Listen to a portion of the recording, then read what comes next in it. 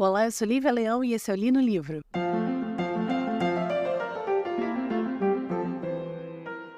Acho que já deu para perceber que minha voz ainda não tá 100%. Estou praticamente na puberdade com essa rouquidão. Há pessoas que acham eu charmoso, mas eu só fico nervada mesmo com essa voz rouca. Mas estou melhor, estou melhorando da amidalite aos poucos, né? Assim caminhando. Então, conseguirei entregar todos os episódios prometidos esse mês, tá bom? E acredito também que essa voz acaba trazendo um pouco de ar grutual para a conversa de hoje, que é de um livro muito famoso, um romance gótico, que muda um pouco, cria-se praticamente um gênero, um subgênero do terror, que é o livro de vampiro, né? O romance de vampiro. E estamos falando dele, estamos falando do inigualável Drácula, de Bram Stoker, que é um autor irlandês, nascido Abraham Stoker, em 1847, falecido em 1912. Tinha o mesmo nome do pai e era o terceiro de 7 filhos, né? Se fosse o 7º filho, eu ia começar a achar que era um lobisomem também. Ele era apaixonadíssimo por teatro. Ele trabalhou como crítico teatral para o jornal, que era da propriedade de quem, senhoras e senhores? Sheridan Le Fanu. Para quem já tá aqui no podcast há um tempo, vai lembrar de um outro livro de vampiro que eu resenhei, que é Carmilla, que era um livro que precede Drácula, e lá você já consegue encontrar vários detalhes do lore que vai, depois de Bram Stoker, se apoderar para compor o Drácula. E quem compõe, quem escreve esse livro, o autor desse livro de Carmilla, era o Sheridan Le Fanu. Então, assim, a gente percebe que já vem claramente daí a influência de Carmilla sobre Drácula. Enfim, voltando a Bram Stoker. Depois ele vai se casar, né? Vai trabalhar, se formar, trabalhar e tal. Ele vai se casar e ele e a esposa vão se mudar para Londres. Quando isso acontece, ele acaba conhecendo um ator chamado Henry Irving, que era, na época, um ator muito famoso. Ele vai se tornar empresário desse cara. E é através deste senhor, deste ator muito famoso, que ele começa a frequentar a alta sociedade londrina e conhecer pessoas como, por exemplo, Sir Arthur Conan Doyle. O Bram Stoker, ele vai viajar muito pelo mundo por causa desse ator, né, empresariando esse autor, mas ele não chega aí para o leste europeu, por exemplo. Porém, é nas histórias do leste europeu que ele vai encontrar a principal forma para escrever o seu livro. As lendas que ele escuta de pessoas que ele conheceu do leste europeu, ele se apropria para escrever o seu livro, que é o Drácula, que ele vai lançar. E ele começa a escrever em 1895, quando ele estava de férias na Escócia, e publica em 1987. 1897. Não foi o único livro dele que ele escreveu, mas é claramente o mais famoso e é um livro que fez muito sucesso, inclusive na época que foi lançado. Não é aquele tipo de livro que, décadas depois que o autor faleceu já, que ele vai fazer sucesso. Não, Drácula sempre fez muito sucesso. E qual seria a sinopse de Drácula? Drácula é o que a gente chama de romance epistolar. É um romance composto por entradas de diários, composto por documentos, entrevistas. É esse tipo de entrada que vai formar a história que a gente vai ter contato. Eu particularmente acho esse formato de romance epistolar muito interessante, principalmente porque me dá um ar de como se eu estivesse investigando algo. Esse formato já teve 1001 evoluções, né? Eu acho que eu já trouxe aqui, por exemplo, Daisy Jones and the Six, que não é em entradas de diário, mas é como se fosse depoimentos para um documentário. Sleep Giants, que se eu não me engano também é nesse sentido, é através de documentos da NASA e tal, que você descobre as coisas.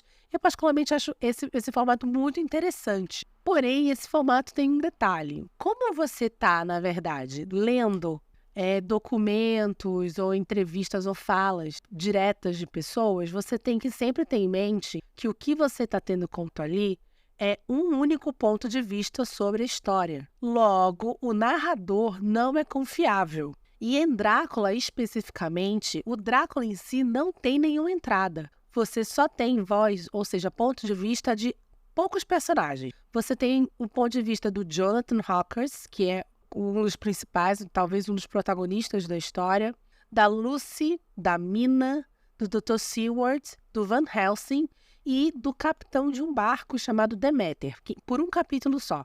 Então, dessas vozes, uma delas já é só um capítulo, a outra morre no meio da história. Então, basicamente, você tem do começo ao fim da história apenas 4 vozes falando sobre o Drácula. O Drácula em si, ele não tem nenhuma voz, tá bom? Isso vai ser muito importante para a gente entender no segundo bloco a grande modificação que algumas adaptações do Drácula fizeram para essa história e especialmente a adaptação para o cinema que o Francis Ford Coppola fez. Mas do que vai se tratar exatamente Drácula? Vai contar a história, uma história que eu acho que todo mundo já conhece, que é a história do Jonathan Hawkers, que ele vai...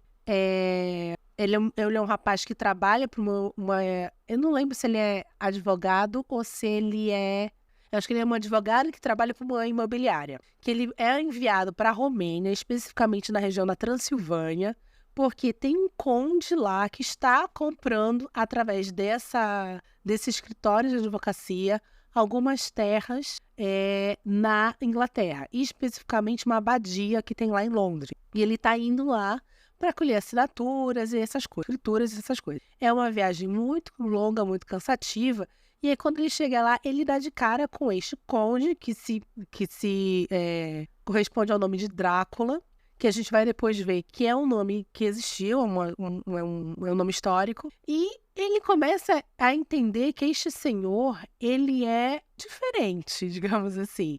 E aos poucos, o Jonathan, através do ponto de vista do Jonathan, a gente vai conhecendo mais e mais e mais este senhor que, na verdade, não é humano praticamente. Durante a história, após esse ponto de vista do Jonathan, o Drácula chega a vir para a Inglaterra e outros pontos de vista são adicionados na história.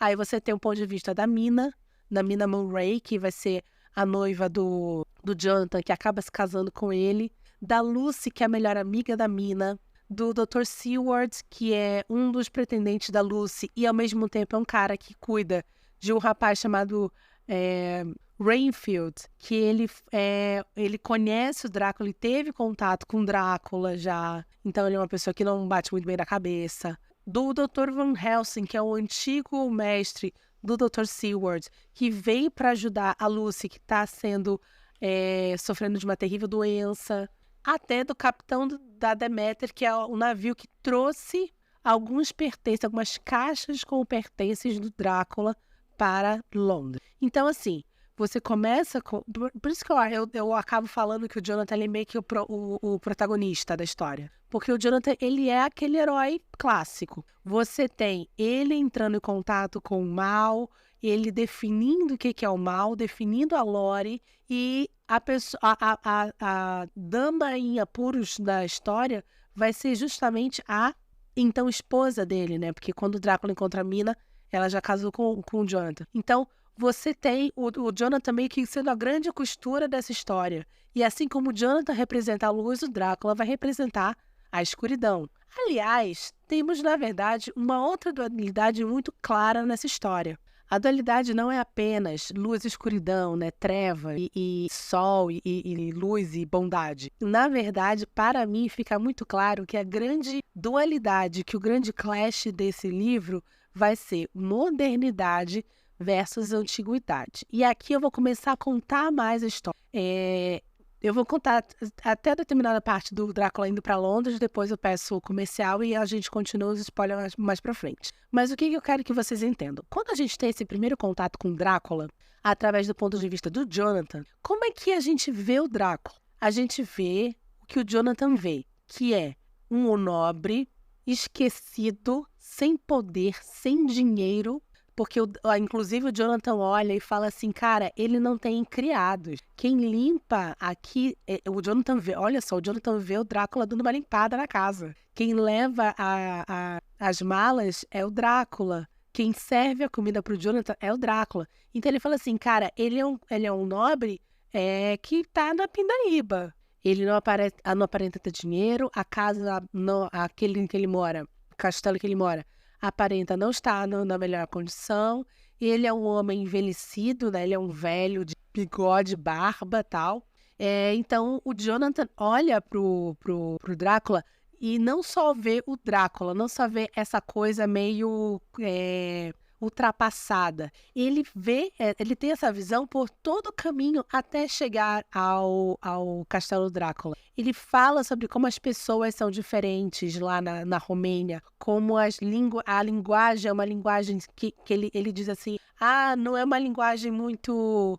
Não é elegante que ele fala, agora eu não vou lembrar exatamente como é que ele se expressa, mas é como se a língua fosse muito diferentona para ele, sabe? Óbvio, não é inglês, idiota. Ele vê as pessoas que elas se vestem de uma maneira muito diferente, com várias anáguas coloridas. Tudo para ele é muito pitoresco, sabe? Então você tem uma visão muito, não apenas do europeu ocidental para com o europeu do leste, né? Mas você tem também uma visão do que seria a modernidade, representada especificamente nesse caso pela era vitoriana, contra a antiguidade. Quando você tem a definição de que o Drácula é um vampiro, que isso vem através do Van Helsing, a gente vai falar melhor daqui a pouco, quando você tem essa definição de que Drácula é um Nosferatu, como ele fala, né, como se fala, ele fala, cara, é um mal que vem assim, dos antigos gregos, os antigos romanos tinham isso, você tem todo tipo de superstição, que eram superstições dadas à Idade das Trevas, que seria a era medieval. Isso tudo vai de encontro aos nossos heróis, que eles são nada mais nada menos do que homens e mulheres frutos da era vitoriana, frutos da modernidade. Tanto que você tem esses personagens fazendo as entradas deles no livro através de fonógrafo, através de taquigrafia. Então você tem ciências ali. Quando a Lucy, por exemplo, começa a ficar doente, o Van Helsing, que é na verdade o Dr. Seward e depois veio o Van Helsing, eles tratam primeiro as mazelas dela como uma doença. Então eles tratam com transfusão de sangue. É bem depois que começa a entrar na história o que da superstição, do sobrenatural. E toda essa superstição, esse sobrenatural foi já apresentada pelo Jonathan no começo da história como sendo este homem moderno da era vitoriana da Europa Ocidental, olhando para a Idade das Trevas do leste europeu, a pobreza do leste europeu, a pitoresquidade, não sei se existe essa palavra, como o leste europeu tem um povo pitoresco, cheio de superstições, coitados, entendeu? Então, para mim, acima de tudo, o Drácula, o livro Drácula, ele tem isso. Ele não é só um livro de bem contra o mal, né? Um bem muito bem delineado e um mal muito bem delineado. Ele é, sim, na verdade, um livro sobre modernidade versus antiguidade. Enfim, voltando aqui ao nosso Drácula. Quando o Jonathan chega, ele conhece, então, esse conde, né? Este senhor muito velho e tal. Ele começa a perceber que as coisas são estranhas. O Drácula, por exemplo, não aparece no espelho. Aparentemente, o Drácula, ele está tentando manter o Jonathan preso. O Jonathan, ele entra em contato com 3 moças que ele encontra no castelo durante um dia que ele está lá já meio que sendo prisioneiro, andando, e elas meio que são criaturas estranhas que representam perigo para ele, tentam seduzi-lo para, talvez, sabe, tomar o seu sangue para si. Até que esse ataque que ele está sofrendo nessas 3 moças é interrompido pelo próprio Drácula, que fala, olha, ele é meu, quando eu terminar com ele, vocês podem ficar, mas por enquanto ele é meu. E logo após o Drácula falar isso, ele dá um saco para essas 3 mulheres, que a gente vai descobrir depois que são 3 vampiras, que dentro do imaginário dos filmes, a gente começou a falar das 3 noivas de Drácula. Ele dá uma saco para essas mulheres que claramente tem uma criança, um bebê lá dentro. E depois a mãe do bebê vai fazer escândalo na porta do castelo implorando o filho de volta. E é aí que o Jonathan percebe que ele está correndo risco de vida. Que não é só um choque de cultura, alguma coisa desse tipo. Não, é um lance de risco de vida mesmo. O Jonathan acaba desmaiando, acordando no dia seguinte. E o Drácula, ele percebe que fez várias caixas com terra da sua propriedade e foi embora. E deixou ele, então, lá para as 3 vampiras, como ele tinha prometido. O Jonathan, então, decide fugir do castelo tentando se jogar da janela para cair num rio e acaba indo parar, então, num convento. Mas, assim, com sua saúde muito debilitada e principalmente sua saúde mental muito debilitada. É quando a história vai cortar para a Inglaterra. Antes disso, a gente tem... e outra coisa, o Drácula pediu pro Jonathan escrever umas cartas falando assim, acabei de sair aqui do Castelo do Conde, já cheguei em tal cidade. Sendo que, assim, claramente essas cartas eram, na verdade, para serem enviadas para despistar a família do Jonathan, porque ele ia ficar lá no castelo e provavelmente ia ser assassinado e ia ser morto pelas vampiras. E aí, quando nós temos um corte da história diretamente para a Inglaterra, onde a gente vai ter os outros personagens sendo apresentados. E o que conecta uma parte à outra exatamente são as entradas do capitão da Deméter, que é um capitão que recebeu caixa com as terras lá da propriedade do Drácula, e ele vai descrevendo como de tempos em tempos pessoas do navio vão desaparecendo, até que sobra somente ele, que está escrevendo, então, o diário de bordo, e quando esse navio chega no porto, este navio não tem mais ninguém e apenas é visto um lobo, um cão, uma criatura canina saindo correndo de dentro deste navio. E é quando você inicia, então, a segunda parte do romance, que seria a parte inglesa com os novos personagens. E é aqui que eu vou parar, avisar para você que se você não quer spoiler, eu vou contar esse livro, obviamente, até o final. Obrigada pela sua audiência. Estamos aqui todas as segundas e quintas este mês, às 17 horas, com especiais. Segundas de vampiros e quintas de contos de fadas, tá certo? Se você quiser saber não só como termina essa história, mas também a minha opinião sobre como ela foi adaptada ao longo dos anos para o cinema, é só ficar com a gente.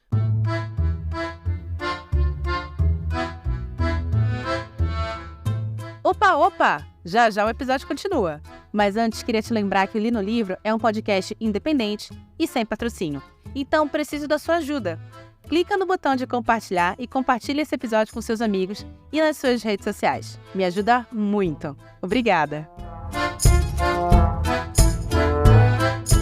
Pois muito que bem. Com a chegada de Drácula em Londres, nós vamos ter, então, a introdução das 2 únicas personagens femininas dentro desse livro que tem voz, que seria a Mina Murray, que a gente já conhecia ela da primeira parte do livro, com o Jonathan falando que ela era sua noiva, e da sua melhor amiga, a Lucy, que eu não vou lembrar o sobrenome, desculpa aí, já lembrar o nome Lucy já é too much pra mim, que é uma moça muito bonita, que foi cortejada por 3 pessoas, 3 homens, um que é um lord, que é o Arthur, o Dr. Seward, que a gente vai depois conhecê-lo melhor, através de suas entradas, e um rapaz americano riquíssimo chamado Quincy. Ela acaba, então, escolhendo se casar com Arthur, e aqui começa, para mim, a grande diferença, uma das grandes diferenças da adaptação do Coppola para o livro original, tirando, obviamente, o relacionamento da Mina com Drácula, que essa aí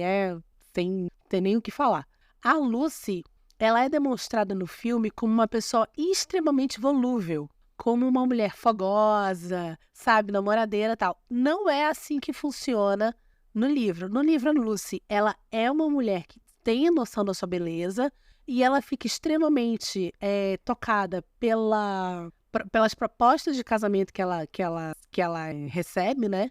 Mas, acima de tudo, ela fica muito triste de ter que negar os outros 2 rapazes, não porque ela quer dar para todo mundo, e sim porque ela tem uma empatia que seria, então, muito clássica dessa mulher da era vitoriana, que é uma mulher pura, muito doce, muito amável, que depois que a Lucy vem a falecer, a gente vai ter muito claramente da Mina. A Mina ela é muito admirada por todos os homens ao redor dela. Ela é sempre dita como uma dama belíssima, uma mulher muito amável, assim como a Lucy era. Então, acho que falta isso um pouco, essa compreensão na adaptação do Coppola, que transforma a Lucy numa vadia, assim, com todo respeito. Porque ela literalmente está querendo dar para todo mundo. Lucy, vai então aceitar o pedido de casamento do Arthur, E aqui que começa uma situação que, durante o acontecido, você, como leitor, sabe o que está acontecendo, mas os personagens não. Então, o conflito e o nervosismo na situação, a tensão na situação, ficam em você. O que eu acho muito legal nesse livro, que é alguma coisa está visitando a Lucy. Algumas vezes a Mina vê um morcego muito grande, outras vezes até mesmo o quarto dela é invadido por um cachorro, um animal, um lobo, e está sugando o sangue da Lucy. Isso começou especificamente numa noite, onde, sofrendo de um sonambulismo, a Lucy sai do quarto e é até uma coisa meio erótica. Isso é muito bem escrito pelo Bram Stoker, porque tem um subtexto erótico muito claro nesse sugar do sangue do Drácula, principalmente nesse momento com a Lucy, que ela tá só com a roupa de dormir, e aí a mina vai atrás dela e encontra ela meio que seminua, com a roupa aberta no meio da praça e com os dois buraquinhos de sangue no pescoço. Tem uma sutileza erótica muito forte aí, que para mim dá uma elegância tão maravilhosa nesse livro, tão maravilhosa, que é algo que eu particularmente acho que tinha muito no Carmilla. Essa eroticidade, existe essa palavra? Ai, tô inventando palavra hoje, gente.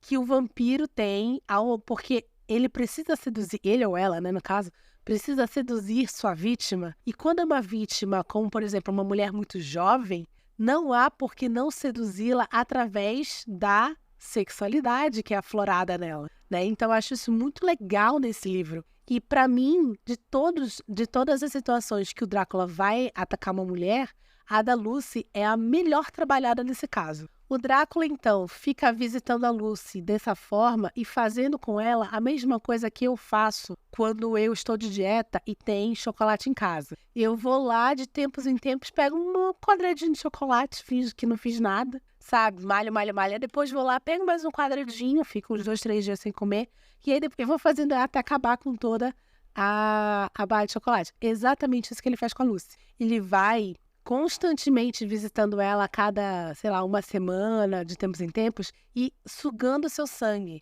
Então ela tem momentos de melhora e piora, melhor e piora. E aí é quando nós temos a entrada real na história do Dr. Seward, que era um dos apaixonados da Lucy, e que o Arthur chama ele para ajudá-lo quanto a essa doença, que ninguém sabe do que se trata.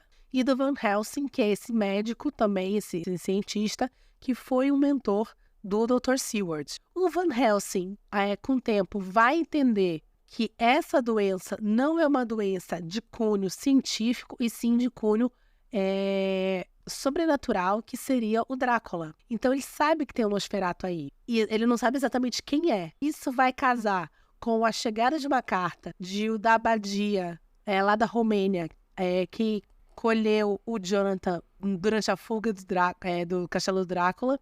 A Mina vai pra lá, eles acabam se casando lá e ela fica um tempo fora. Quando o Jonathan e ela retornam, que ela entende o que aconteceu, que as peças começam a se encaixar. Que aquele Nosferatu, aquele vampiro, aquela ameaça sobrenatural é a mesma ameaça sobrenatural que o Jonathan teve. Porque o mundo é pequeno, né? A Europa é pequena mesmo, né? Então, que é a mesma ameaça sobrenatural que o Jonathan teve, e ela tem um nome, que chama Drácula. A Lucy vai acabar vindo a falecer, ela não segura, por mais que tenha muitas transfusões de sangue, ela é sugada até exaurir o corpo dela pelo Drácula.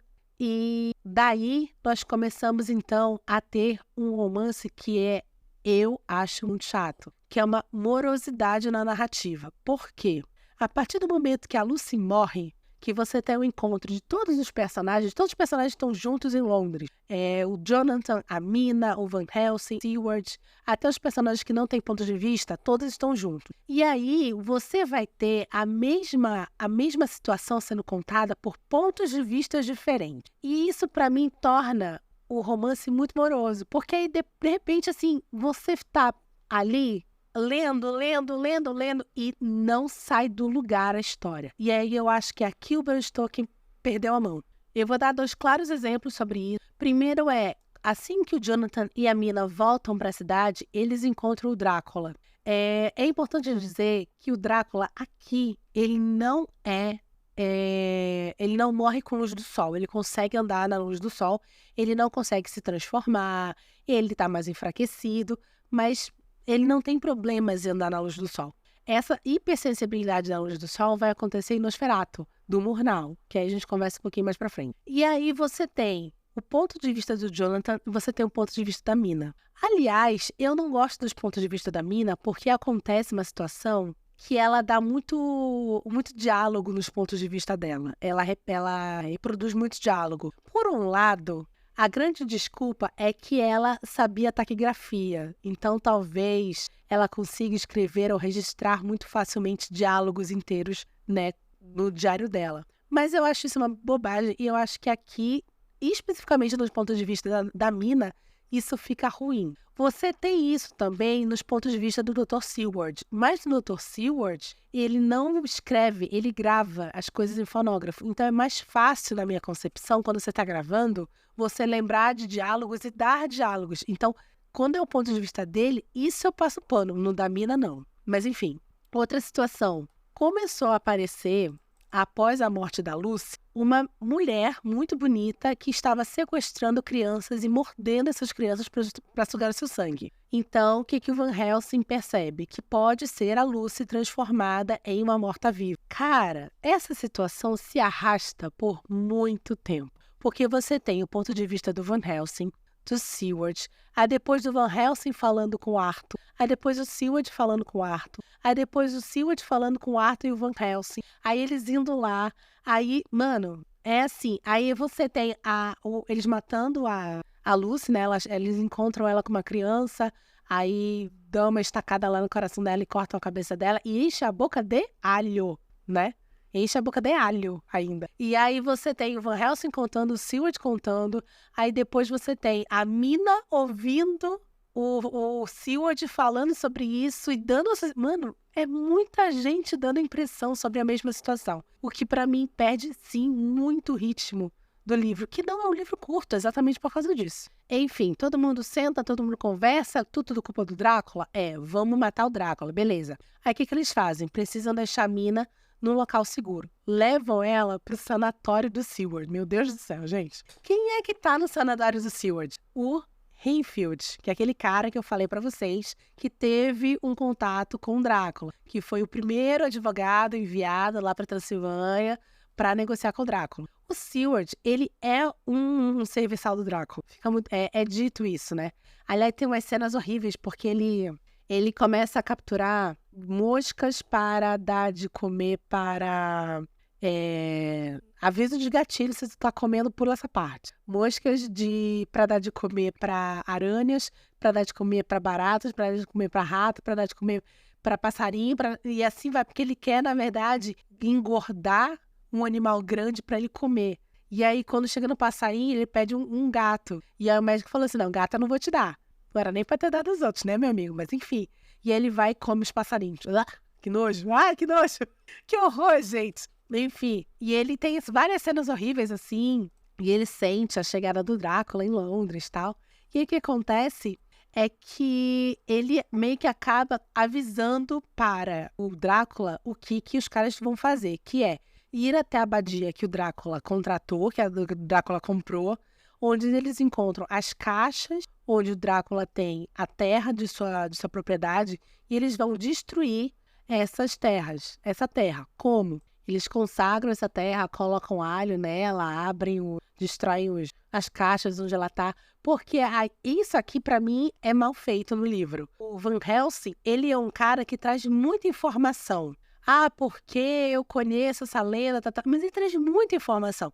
Inclusive as informações de que o Drácula precisava, então, descansar em solo próprio, ou seja, no solo lá da Transilvânia. Por isso que ele trouxe tanta terra. O Renfield, ele avisa o Drácula disso, e o Drácula, para se vingar, ele visita a Mina lá no asilo, lá no hospital, no manicômio que o Seward trabalha. E ele ataca ela. Na princípio você não percebe, acho que no terceiro ataque só que você saca que ele fez isso.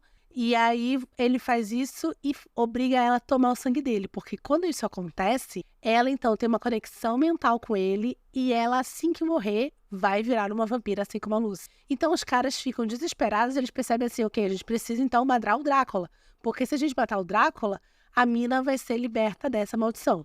Aí o que eles fazem? Vão atrás do Drácula, mas o Drácula já escapou. Ele sobrou uma caixa onde ele está enterrado e ele pede então para uma galera ali que ele conhece, que ele contratou, levar essa caixa de volta para Transilvânia para ele voltar para o seu castelo. E aí vira uma corrida contra o tempo, tipo Manhunt no livro. Porque aí você tem o Drácula voltando de navio e os caras indo de trem. E aqui é muito bacana, porque aí você tem, em um determinado momento, quando eles chegam na Romênia, eles chegam na Romênia antes do Drácula, porque eles têm a modernidade do lado deles. Aí você tem o Van Helsing e a mina indo pro castelo do Drácula, onde o Van Helsing encontra as 3 vampiras e mata elas. Você tem o Arthur e o... Ai, peraí que eu anotei quem tava lá com o Arthur. E o Hacker esperando o Drácula no navio, não, no rio, por onde ele iria passar com o seu barco, com o seu navio.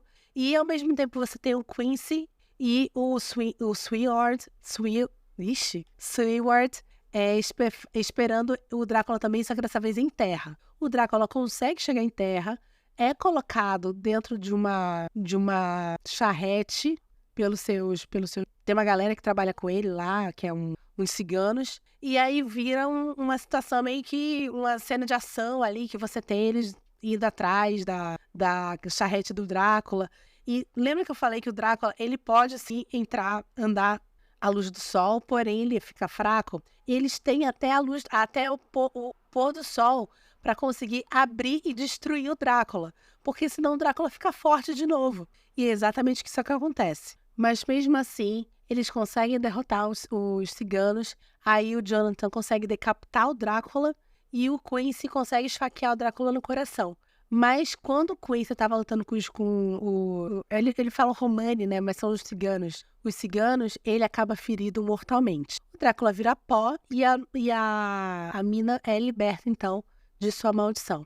Passa-se um tempo, a mina resolve organizar em um livro, que é o livro que a gente está lendo no caso, todas as entradas e cartas e entradas de fonógrafos e entradas de diário que ela tem sobre o caso de todos os envolvidos e passa-se o tempo, você descobre que ela teve um filho com o Jonathan e que deu o nome desse filho de Quincy. Fim da história. É um livro muito legal até metade. Depois disso, é um livro muito moroso. Eu acho que faltou dosar aí, para mim, toda a elegância, sutileza e ritmo que ele entrega no começo com um romance gótico belíssimo, que é na fase que o Drácula está concentrado na Lucy, acaba caindo por terra quando ele vai, então, para esse lado vingativo de lore que o Van Helsing traz.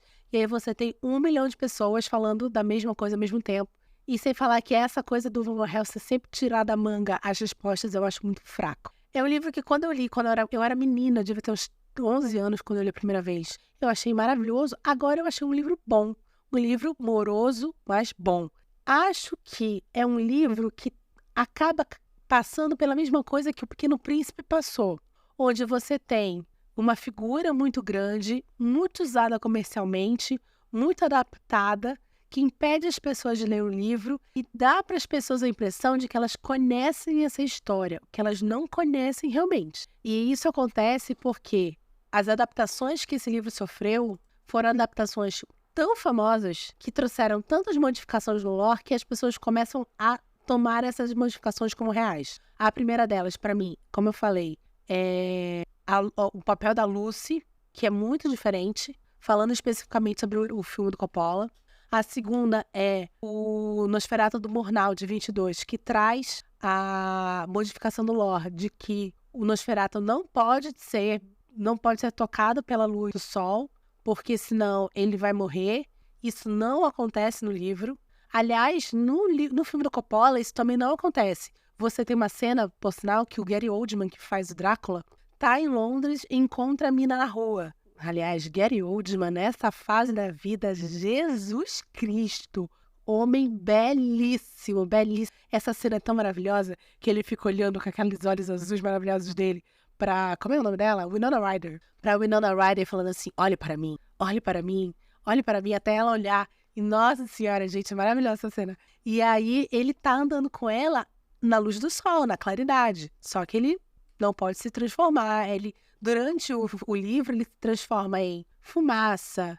Ele domina animais de médio porte, como lobos e cachorros. Ele se transforma em morcego, assim como no filme do Coppola também. Porém, ele não pode fazer isso durante o dia. Essa é a grande diferença, tá?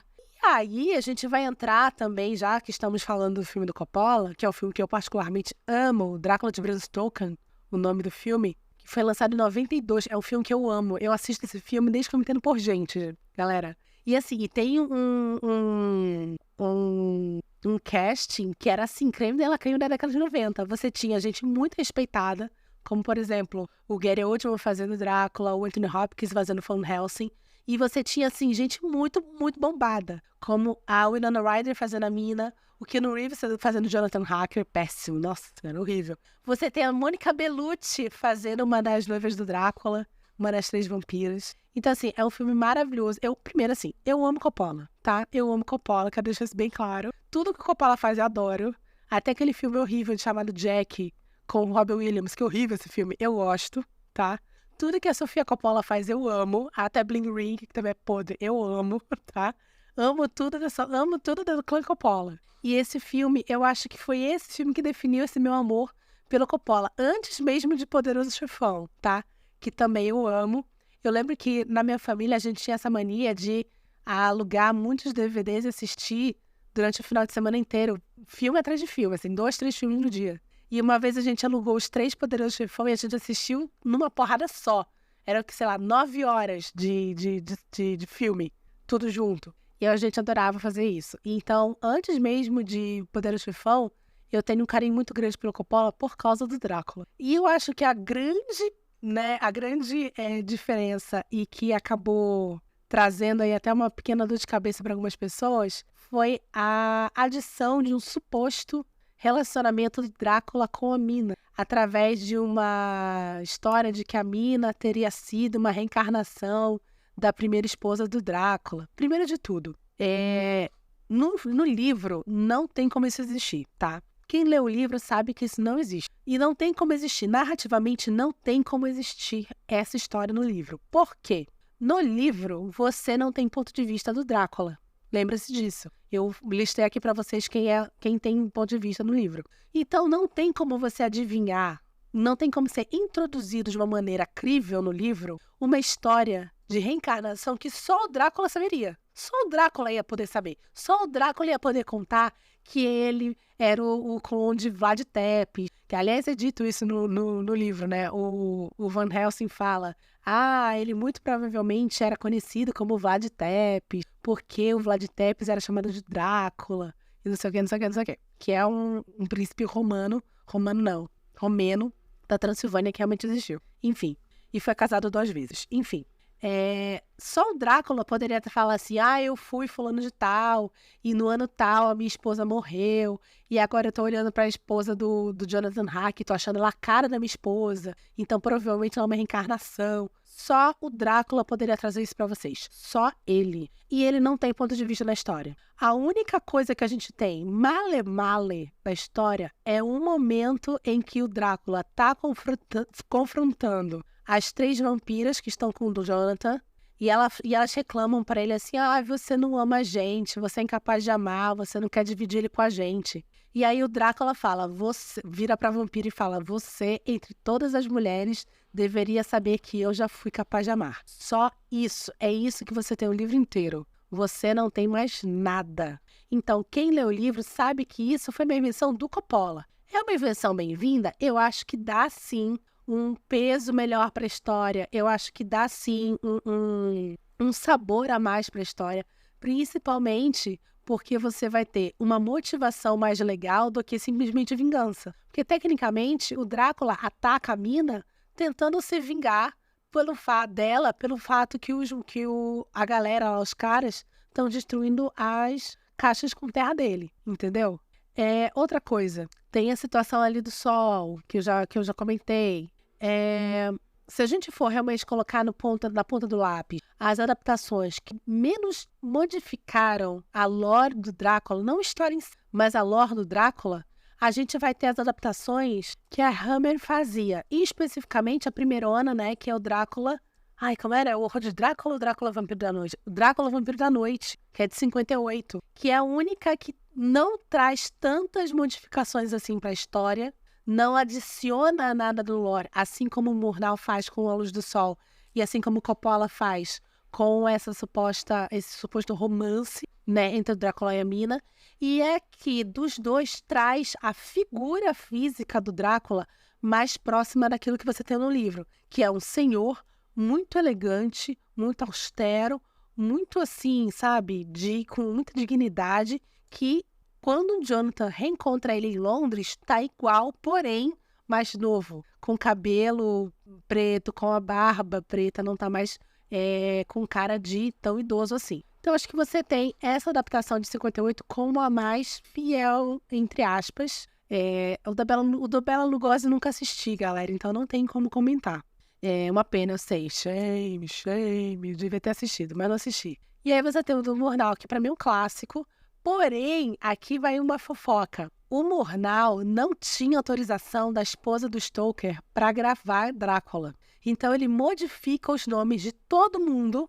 Não tem Jonathan Hawkers, não tem Mina Murray, não tem. São outros nomes, mas é a mesma história. Isso gerou, olha a fofocona aí, galera, um processo da esposa do Stoker contra o Murnau. E por causa disso, ele perde esse processo e ele tem que se livrar de todas as cópias do filme, exceto por uma cópia que vai parar nos Estados Unidos e lá exibida. E aí vira o fenômeno que a gente tem até hoje. Então, se você teve Nosferatu em 79 e em 2024, é porque lá em 23, 24...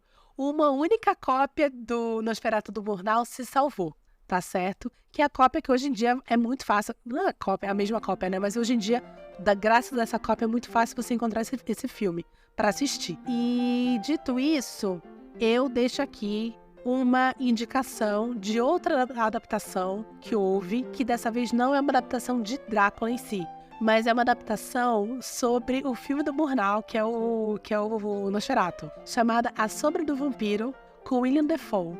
Nesse A Sombra do Vampiro, eles vão contar a história de como foi filmado Nosferatu lá em 22. Só que dentro do filme é contado que o ator que faz o Nosferatu, na verdade, não era um ator, e sim um vampiro de verdade. E ele é vivido no filme pelo William Dafoe, num papel maravilhoso. Eu lembro que eu assisti num Talmo Cultural esse filme há muitos anos atrás. E quem faz o Murnau é o John Malkovich. Muito bom. Então fica aqui pra vocês a minha indicação de filme vampiresco baseado em Drácula, que na verdade é baseado em outra coisa, tá bom? Aliás, essa história toda do Drácula mostra que nada se cria, tudo se copia no mundo do vampirismo, não é mesmo? Se você gostou desse episódio, por favor, compartilhe com seus amigos. Estamos nos principais agregadores de podcast, alguns pagos, outros públicos. Estamos aqui excepcionalmente em outubro, todas as segundas e quintas, 17 horas, ou com livros de vampiro que foram adaptados para o cinema, ou com contos de fadas que não foram adaptados ou foram adaptados, mas que a gente vai ter uma outra visão com eles todas as quintas-feiras, tá bom? Espero que você tenha gostado. Meu nome é Lívia Leão e esse foi o Li no Livro.